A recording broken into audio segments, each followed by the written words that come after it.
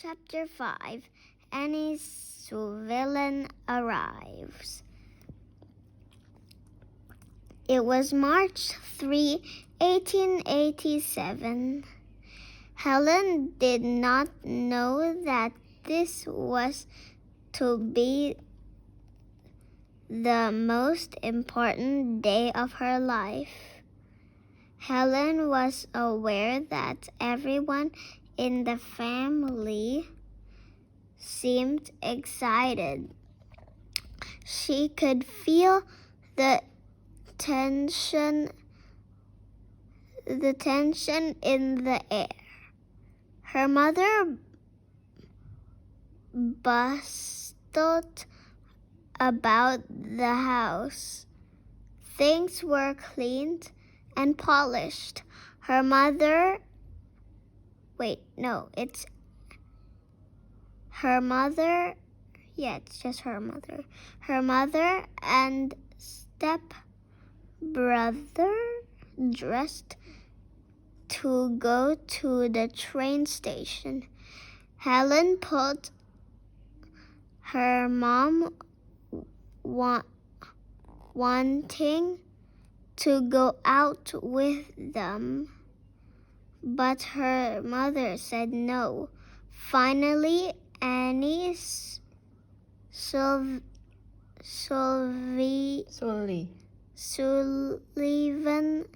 arrived in Alabama. On the 6:30 train, Mrs. Kegler greeted her in a soft voice, her blue eyes sparkling. A small crowd gathered to see the Yankee girl who was going to teach the Keller child. Keller child? Yep, it's Keller child. Alone in a strange place, Annie looked anxious, pale, and tired. On the way to the Keller's farm, Annie sat in the back of the carriage and looked around her. The small town of Tuscumbia looked like towns in New England. This comforted Annie, and she relaxed. She was eager to meet her happy new pupil. Her new pupil. Pupil? Pupil. Helen stood on the porch. She felt the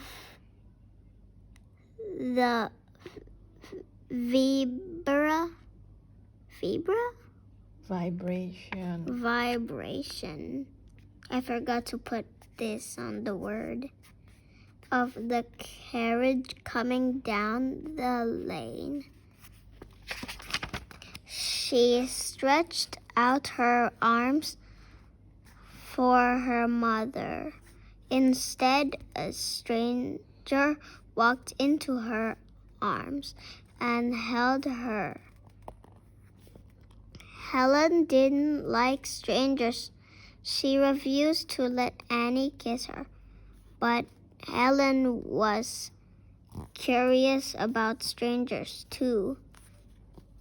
Helen felt Annie's face, dress, and bag. Then Helen opened Annie's bag. She expected to find the treats that company often brought for her. Her mother tried to stop Helen. Finally, Mrs. Keller had to rip the bag out of Helen's hands. Helen grew very angry. Her face turned red. She clutched her mother's skirt and began to kick. No one did anything. Then Annie held her small watch against Helen's face, feeling it ticking. Helen quieted down the tantrum fast.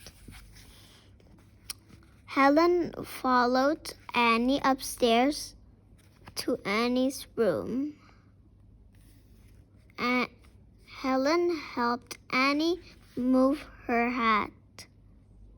Then Helen put the hat on and moved her head from side to side. Annie watched Helen and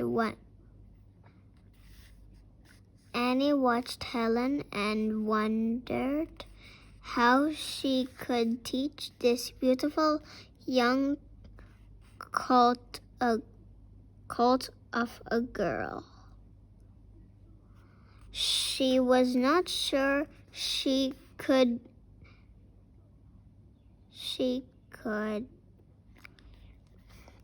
Annie took a deep breath. But tomorrow she'd started trying. The next morning, Helen was brought to Annie's room. Helen helped Annie unpack. There in Annie's trunk, right?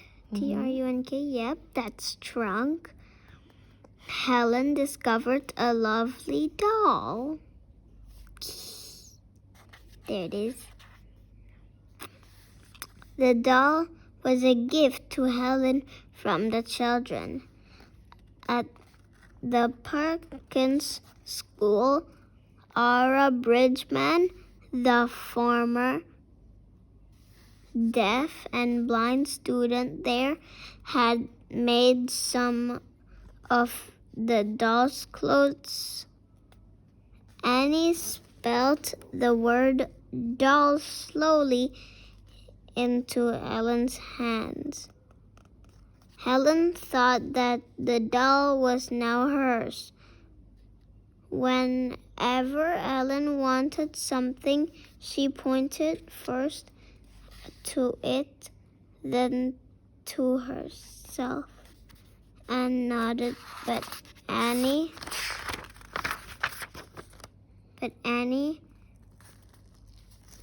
had no way of knowing this. She was trying to show Helen that doll, D-O-L-L, meant doll.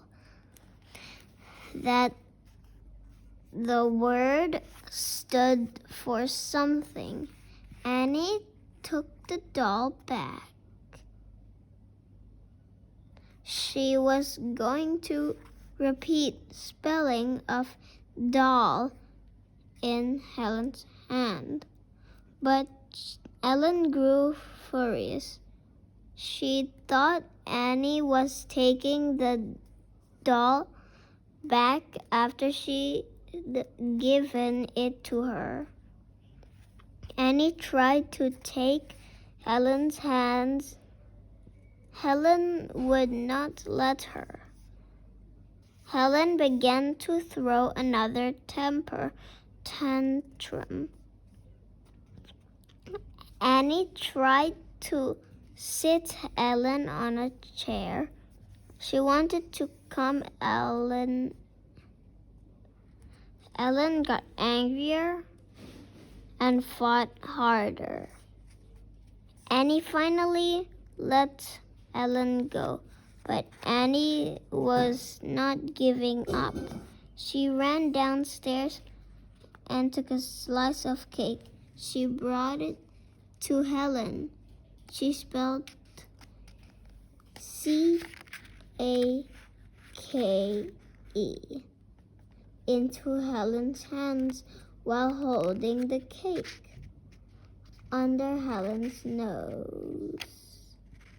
Helen tried to take the cake, and he spelled the word cake again. The patted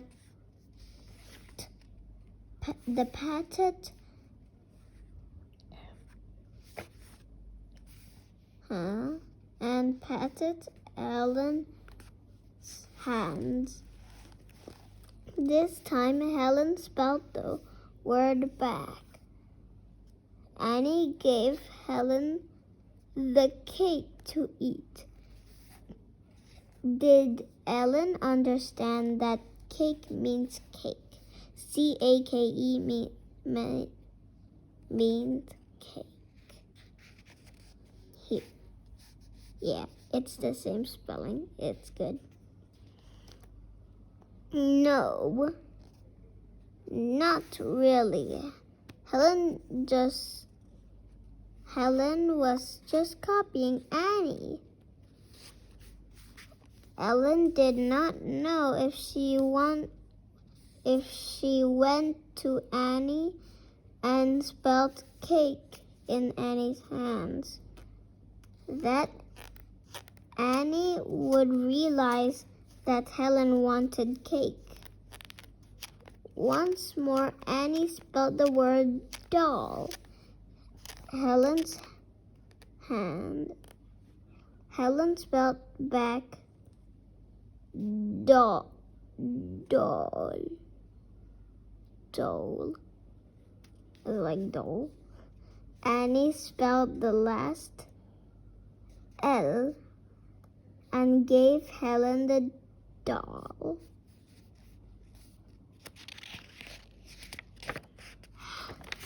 Helen fled downstairs with the doll. I did not know that I was spelling word or even that word existed. Helen later wrote, I was simply making fingers go in monkey like I'm imitation. Helen refused to have anything to do with Annie for the rest of the day. Annie sighed.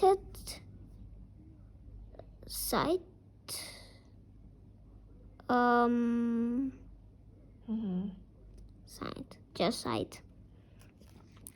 Teacher and pull up pupil had a long, hard road ahead of them. The next few days did not go any easier. Helen stayed away from Annie. Would Annie be able to break down the wall that kept Helen in her silent world? She was not really sure. One day at breakfast, another battle began. Helen always ate from everyone's plate. She helped herself to food as many. She went around the table. Nobody, one in a family, tried to stop her. Nor, what is this? Is it nor? Nor did anybody say anything. I think that's also and.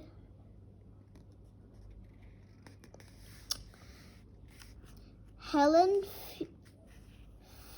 flew into a rage when Annie kept her plate away from her. She fell to the floor, kicking and screaming. Annie continued to eat. Then Annie asked the Keller family to leave the room. Upset and confused, they left Helen with Annie. Who locked the door behind them? The war was on. Annie turned to finish her breakfast. Ellen tried to knock over Annie's chair. She failed. Ellen began to quiet down.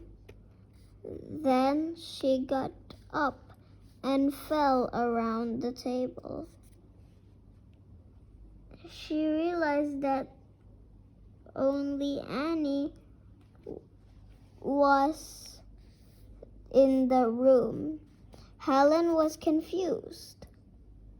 She tried again to steal food from Annie's plate, but Annie would not let her. Finally, Ellen sat in her place.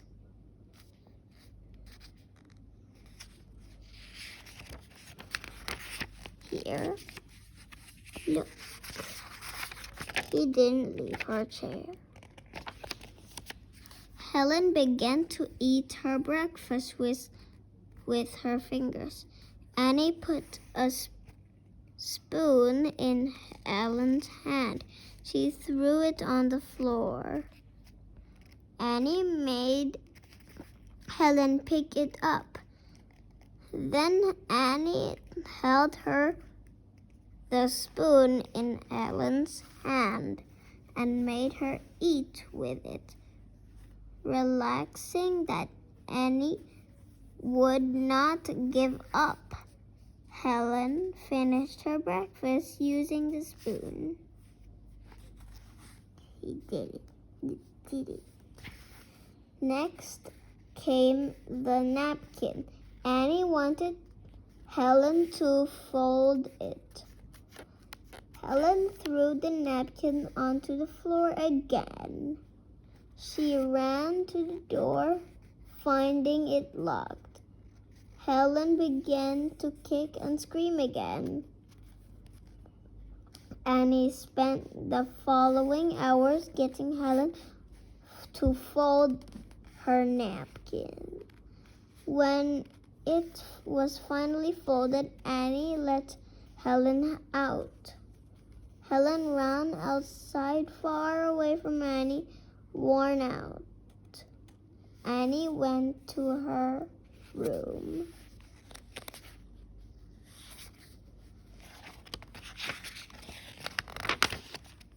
Next, after a good cry, Annie felt better.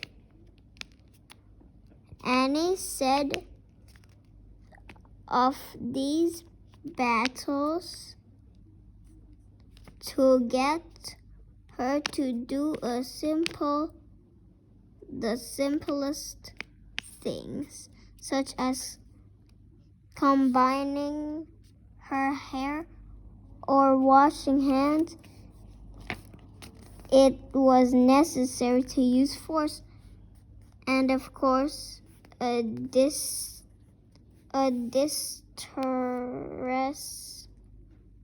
distressing sense followed. The family could not stand these scents. They tried to help Helen. Her father could not could not stand to see her cry. They're helping Helen not to allow Annie to teach her. So Annie came to a decision.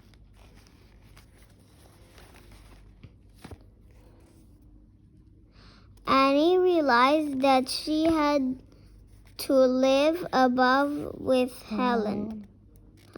Annie realized that she had to live alone with Helen.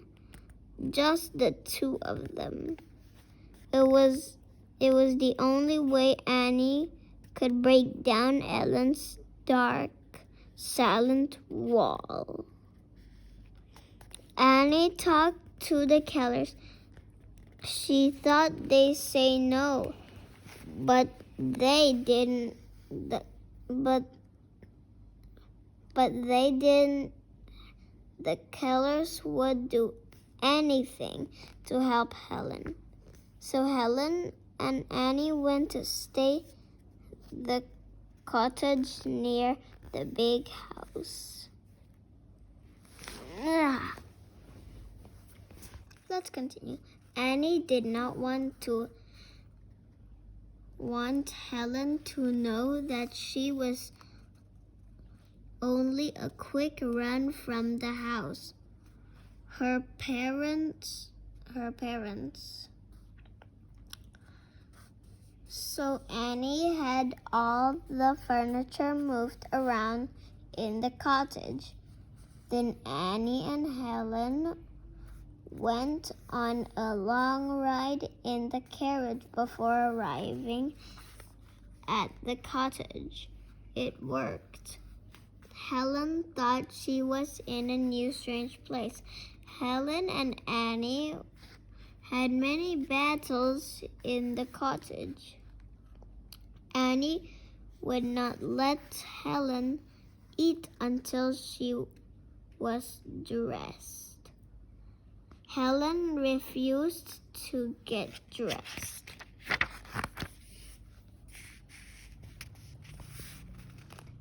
Captain Keller watched through a window. One day he wanted to send Annie away, but the family talked him out of it. And it was lucky that they did. Over the next 2 weeks, Helen slowly began to change. She began to obey Annie. Then, on April 5, 1887, a miracle happened.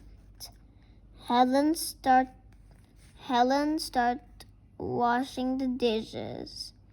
Annie spelled the word water in her hands. Ellen did not react. The two went outside. At the water pump, Helen held her mug under the tap. Annie dumped the cold water and spilled water in. And a look of wonder filled in Helen's hand. I was here. I think Helen dropped the mug. A look of wonder filled her face. Helen spelled back water several times to Annie. Now at last, Helen understood that words stood for things. Later in her autobiography, Helen wrote, "Everything had a name, and each name gave birth to a new thought." Annie spelled many different words into Ellen's eager hands. Finally, Helen asked what to call Annie. Annie spelled teacher. And so Annie became teacher. At 7, Helen's world had opened at last. The wall had came down. Annie and Helen moved back to the main house. Helen made rapid progress. Annie saw that Helen loved to be outdoors, but mostly of their lessons were outside. Outdoors. Yeah. Annie used the world around to teach Them around them. the world around them to teach Helen. By the river, Helen learned geography. They dug canals and built mountains. For science, they studied nature. Helen soon knew many different plants and how they grew. Helen loved words and language. Helen memorized the words easily, learned nouns, verbs, and descriptive words, like adjectives too. She began to understand abstract words such as think. Helen could now talk to her family. Annie spelled what people said to Helen's hand. Then Helen replied. Mrs. Keller learned to speak with her fingers. Now she and Helen could talk. Even Captain learned to speak this way. By June, Helen knew about 400 words. Annie wrote to Mr. Anagus. She told him Helen's progress. Mr. Angus told the Boston newspaper about Helen. The newspaper ran stories about her. Readers wanted to know more about deaf-blind children, who was beautiful and smart. Most children. It's here, children. Okay. Most children Ellen's age could read and write. Annie decided that Helen would learn to read, and by spelling out the whole story in Helen's hand, Helen's world became filled with fairy tales, heroes, villains, myths, and legends. Okay. Annie taught Helen to write. She used a wooden writing board that had grooves on it. A paper was placed over the grooves. Helen then guided her pencil to form letters. Finally, Helen then guided her pencil to form letters. This is how blind people learn how to write. Helen had made great progress. She learned Braille too. Braille is a system of writing for the blind. Soon Helen could read Braille books on her own.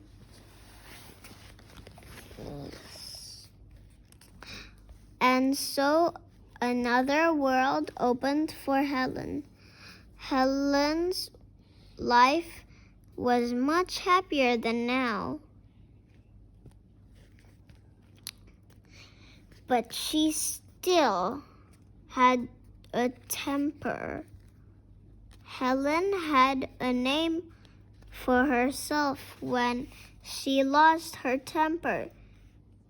She called herself the Phantom. Phantom. But her tantrums came less and less often. Helen is now like playing with her little sister, Mildred. Helen's mind was now free to learn, and her heart was free to love.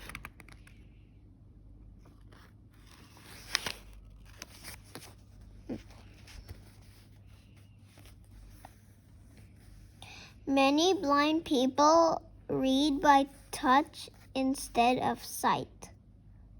So they feel. They run their fingers over pages that are printed in raised. So they're bumpy. Over pages, okay. Dots. Different arrangements of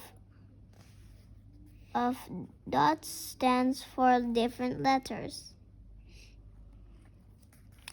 Louis Braille invented this special kind of writing. Louis Braille was born in 1809 in a small town in France. He became blind at the age of 4. Most blind people, they couldn't read or write. Many had to beg to make a living. But Louis was lucky. He went to a school for blind boys. He learned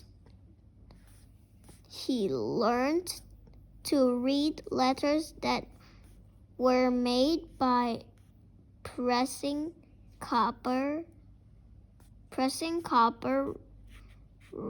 wire into a sheet of paper to make a raised shape. Louis could read, but he could still not know how to write. Then one day, a soldier came to the school. He showed the students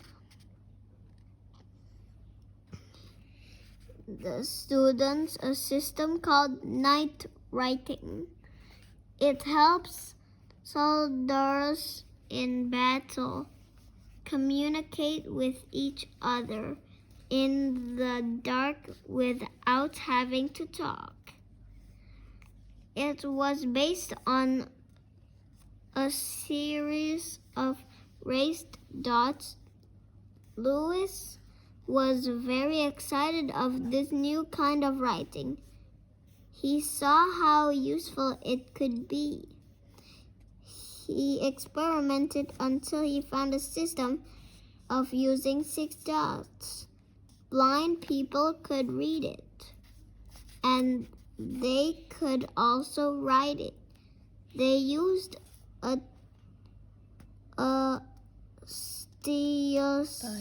stylus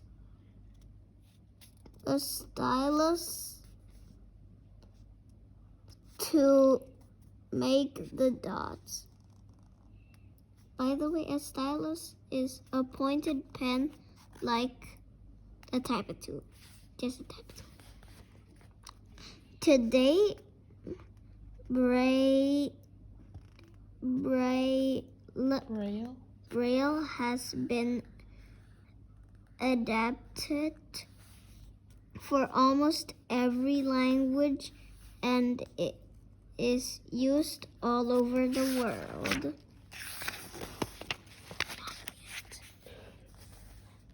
Mr. Angus asked Annie to write a paper about Helen.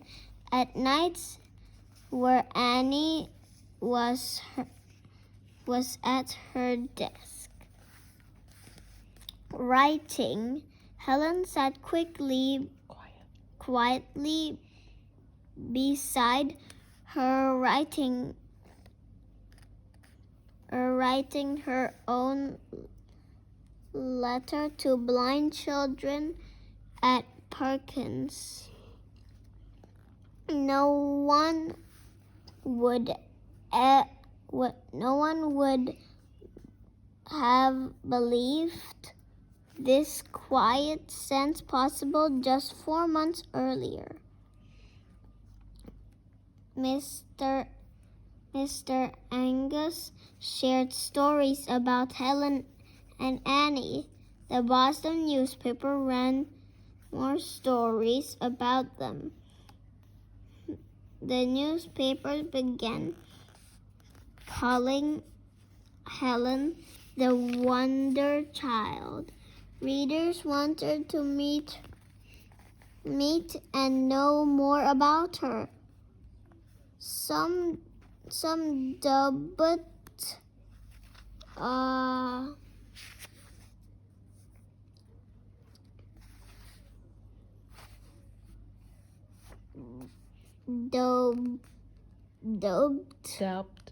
doubt if the stories could be true.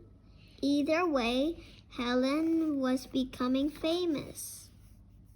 Wow. Annie and Helen continued their lessons, unaware of their growing fame up north. Christmas was coming. It would be the first time that Ellen understood the holiday and would be able to take part in it. Helen and Annie read Christmas stories. They made up their own Christmas stories. Helen got caught up in the excitement and joy of the holiday. She loved making gifts and dropping hints as to what thankful for this holiday. And it is, and so you skip a line. As to what? As to what the gifts were. The Keller family had much to be thankful for this holiday, and so did Annie, who at last had a home. The new year 1880 dawned full of hope. Helen would turn 8, but more important, Helen would leave home that year. He wanted to visit the Perkins, and Annie was going to take her there. But first, Helen had to prepare for the trip. Annie and Helen worked even harder at their lessons. Mrs. Keller worried that Helen was pushing herself too hard. Ellen was often tried not slow Helen down. Helen never wanted to rest. There was Hey, you skip one line. After the tired, she talked to Annie, but Annie said that she could not slow Helen down. Helen never wanted to rest. There was too much to learn. In May 1880s, Helen was ready to go, but an amazing thing happened that changed their plans. Helen and Annie were invited to the White House to meet President Grover Cleveland.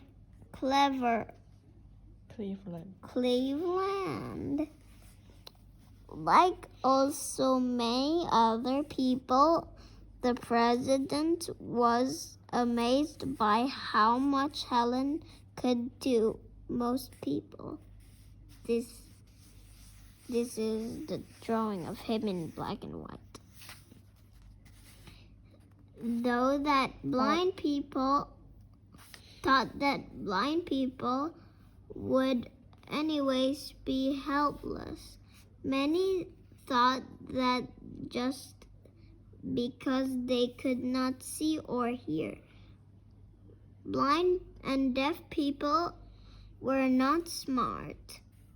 Helen proved to the President of the United States just how wrong that was. Okay, that's all.